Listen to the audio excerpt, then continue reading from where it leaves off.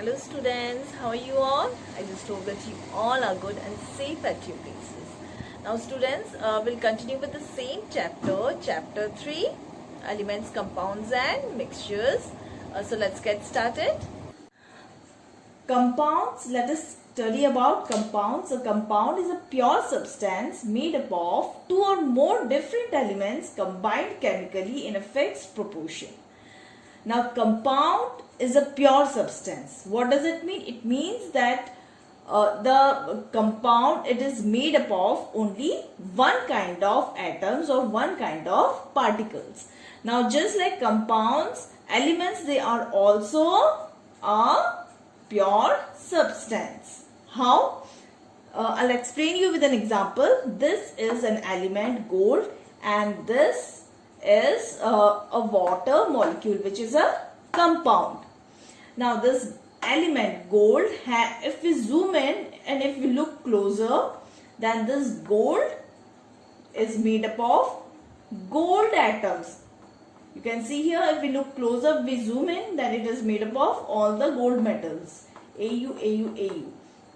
So it has one kind of atom which is Au, gold. The same way, this is a glass of water, and this water, if we look, if we zoom in, then this water contains water molecules, many water molecules in it, H2O, H2O, H2O. So it contains one kind of particle. So it contains one kind of particle which is H2O molecule. So that's why these two are pure substances.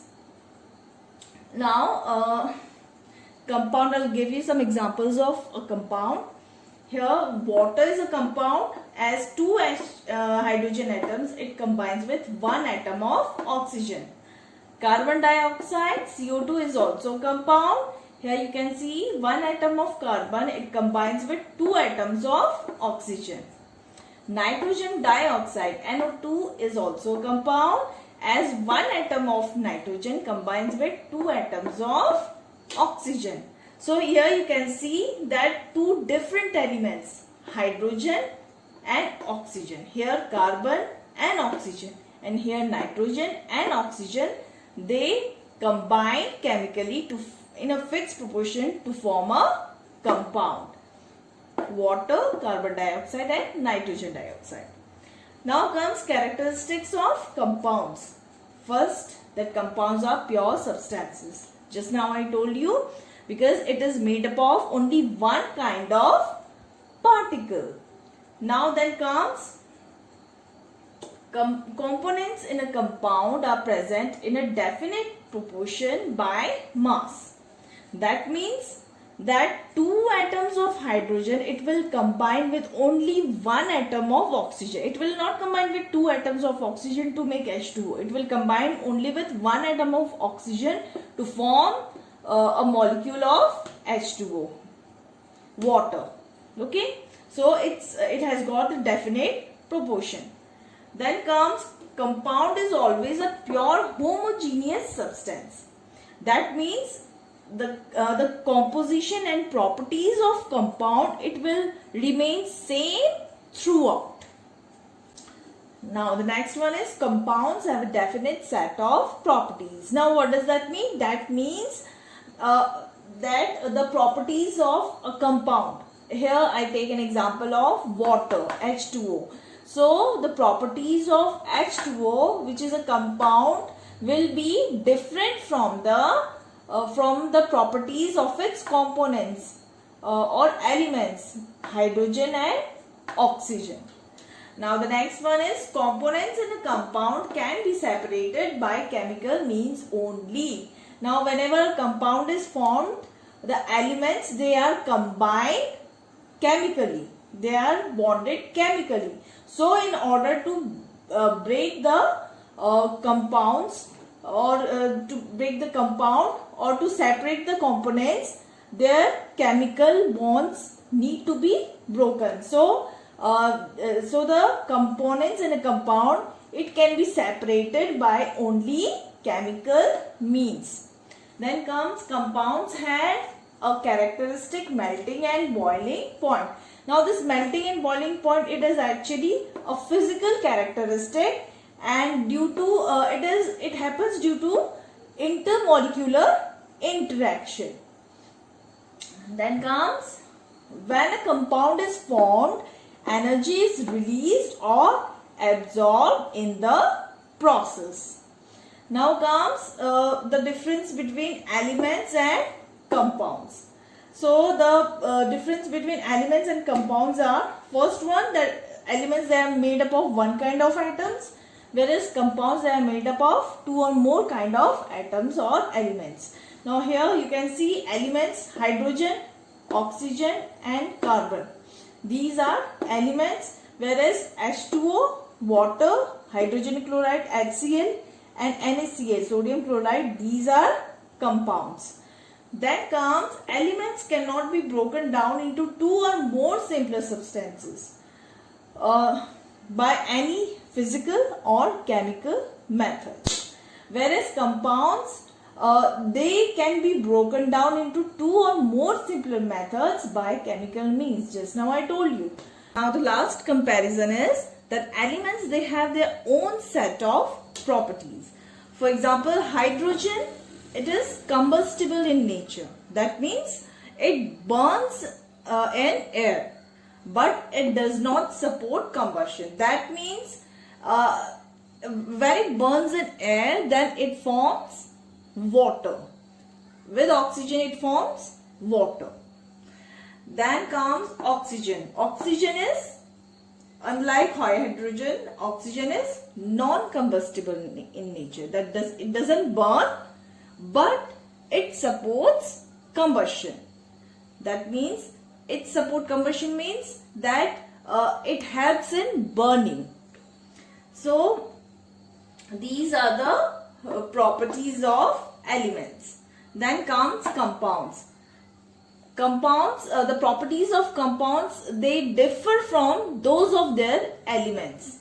For example, I'll take an example of water. Water, it is non-combustible and it doesn't support combustion. That means it is non-combustible in nature and it also doesn't support combustion, unlike its elements hydrogen and oxygen. Okay, so it has its own set of properties. Now comes chemical formula. Now what is chemical formula? A formula of a compound or molecular formula is known as chemical formula. Now what it denotes? It denotes in a compound the number of atoms of each element present. Now for example, these are chemical formulas of a compound. Now H2O, here you can see two atoms of H, that means H and O, they are elements, and here you can see two atoms of H, it combines with one atom of oxygen, and here one atom of H, that is hydrogen, combines with one atom of Cl, chlorine.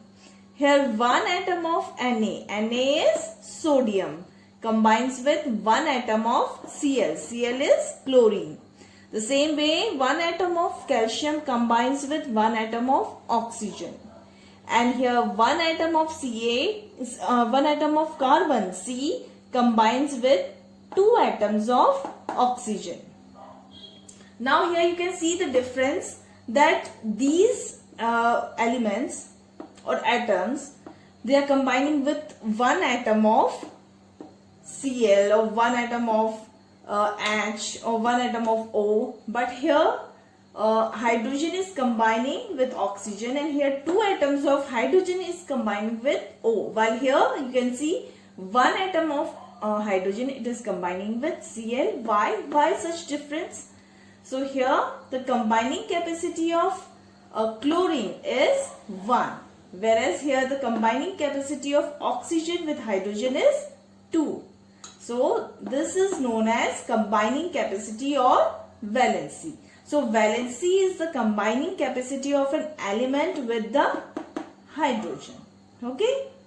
Now here for writing a chemical formula, you have to keep in mind two things. What are they? First, symbols, and the second is valency. Now symbols, you know, they are the short form or abbreviated name of an element, and different elements, they have got different symbols, and no two elements, they have got same symbols. So they all have got different symbols. For example, H is the symbol of hydrogen, O is the symbol of oxygen, Cl is the symbol of chlorine, Na is the symbol of sodium, Ca is the symbol of calcium, and C is the symbol of carbon. Now, then second is valency, combining capacity. Just now I told you that combining capacity is actually the capacity of an element with hydrogen. Now we are going to learn about these valencies and how and what are the process or what are the step-by-step process to form chemical formula. Okay. Now radical, it is a group of atoms of different elements or same elements behaving as a single unit and having a charge. Charge can be positive or negative. For example, I have taken here the example of ammonium, which is a positive radical, and here you can see this is ammonium NH4 having a positive charge. So this is a positive radical. Let's see how to calculate this positive charge. Here you can see nitrogen has -3 valency. The valency of nitrogen is -3 and the valency of hydrogen is +1. And since you can see we have 4 hydrogen atoms here, so we will write here 4. So +1 into 4 is +4 and -3 of nitrogen here. So -3 plus 4 is +1.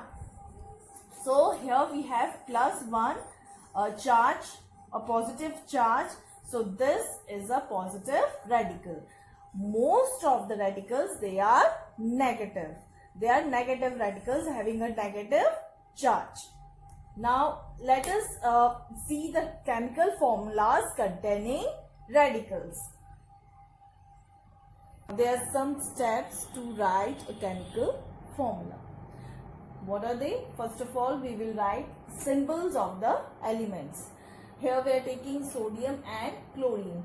Now we will write their valencies or the combining capacity. The combining capacity of sodium is 1 plus and here of chlorine is 1 minus. Now we will interchange the combining capacity of the elements. Here now Na has 1 and Cl has 1, and then this is actually the chemical formula of NaCl, which is NaCl, sodium chloride. And 1 we will not write 1 here, it is understood. So NaCl.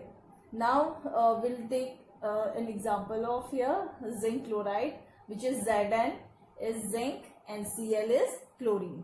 Then we will write the combining capacity of zinc, which is 2 plus, and here of chlorine, which is 1 minus. Now we will interchange the combining capacity. So zinc will have now 1 and Cl will have now 2. So the chemical formula is zinc chloride, which is ZnCl2. Now after writing this, now let me explain few terms. Now here you must have heard about nitrite and nitrate, which is actually the suffix, which is ite. Ite is used for the presence of oxygen atom in a compound or in a molecule. So here we have 2 oxygen here, less oxygen. When the oxygen is less, then we use the suffix ite, which is nitrite. Okay, here we can see there are 2 oxygen atoms here, so we are using the suffix ita. And here we have 3 oxygen atoms, which is more than 2, 3. So we will write here ate, which is 8. Here 8 and here 8. So nitrogen NO2 minus is nitrite and NO3 minus is nitrate. Now Here the same way, here also, see here 3 oxygen atoms are here and here 4 oxygen atoms are here. So 3 is lesser than 4. So here we are going to use the suffix ite, and here we are going to use the suffix ate. So this is sulfite and this is sulfate. Got it?